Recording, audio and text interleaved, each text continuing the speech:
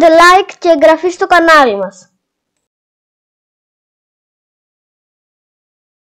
Γεια σας, είμαι ο Νικόλας. Και εγώ ο Κωνσταντίνος. Σήμερα θα συνομολογήσουμε αυτό το ιατρείο για μωρά και κατοικίδια. Το ιατρείο αυτό ήταν το δώρο του Άγιου Βασίλη στην τάξη του Κωνσταντίνου. Πρέπει να το συνομολογήσουμε και να τους το παραδώσουμε αύριο. Ας ξεκινήσουμε παρουσιάζοντας τα βασικά του στοιχεία. Είναι κατάλληλο για να το παίξουν παιδιά 3 ετών και άνω. Περιέχει 10 κομμάτια τα οποία πρέπει να συνομολογηθούν. Οι διαστάσεις του είναι 77x32,5 επί 85 εκατοστά. Ας ανοίξουμε τη συσκευασία για να δούμε τι περιέχει.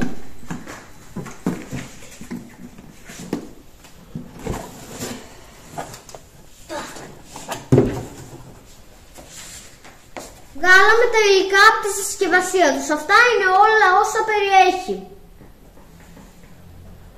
Ας ανοίξουμε τις οδηγίες για να χτίσουμε το ιατρείο βήμα-βήμα.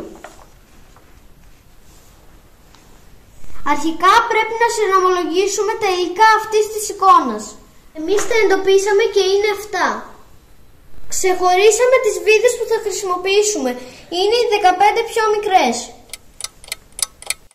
Ολοκληρώσαμε το ένα μας κομμάτι, πάμε στο επόμενο. Πρέπει να τοποθετήσουμε ένα πόμολο. Τα υλικά που θα χρησιμοποιήσουμε είναι αυτά. Χρησιμοποιούμε ίδιο τύπου βίδα με αυτές που χρησιμοποιήσαμε πριν. Έτοιμο. Έχουμε συγκεντρώσει και τα υλικά για το επόμενο βήμα. Θα χρειαστούμε 4 βίδες ίδιου τύπου με αυτές που χρησιμοποιήσαμε πριν. 2 πόμολα, 1 ροδέλα, 1 μικρό ημάντα. Και αυτό το ξυλάκι. Αυτό το μεγάλο πίνακα. Τελειώσαμε και με αυτό το κομμάτι.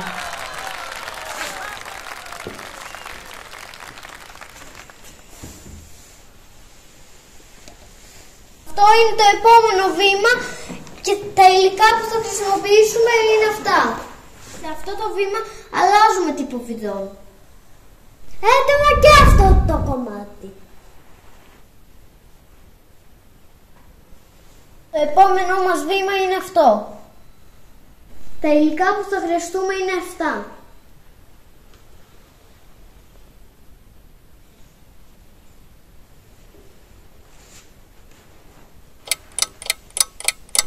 Έτοιμο το κομμάτι μας.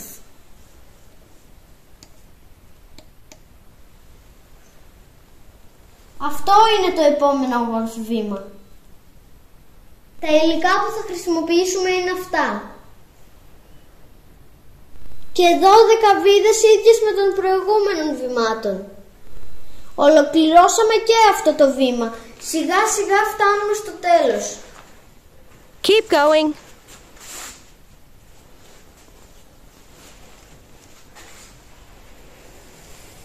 Αυτό είναι το επόμενό μας βήμα. Θα τοποθετήσουμε τα κάγκελα και ένα λεπτό ξυλάκι. Θα χρειαστούμε 4 μικρές βίδες και 2 μεγάλες. Τοποθετήσαμε το κάγκελο και το ξυλάκι.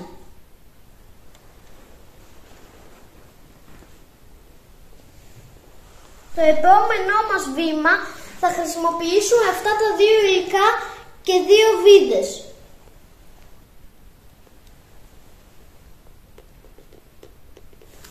Προσοχή στη συνομολόγηση που κάναμε.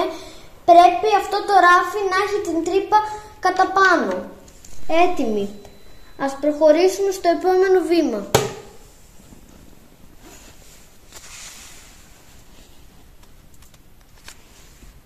Τα κομμάτια που θα προσθέσουμε στη σύνθεσή μας είναι αυτά.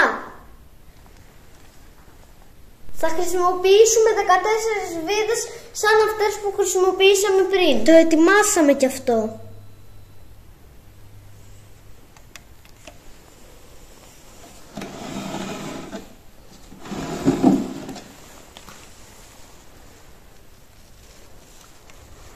Στο επόμενο βήμα τοποθετούμε απλά κάποια εξαρτήματα. Στη συσκευασία παρέχεται και βίδα με ούπα, προκειμένου να στερεωθεί το ιατρείο στον τοίχο. Αυτό ήταν, παιδιά. Τελειώσαμε. Ορίστε τι καταφέραμε να φτιάξουμε.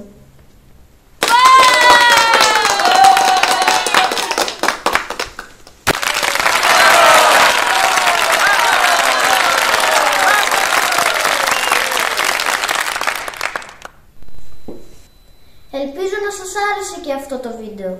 Κάντε like και εγγραφή, υποστήριξτε.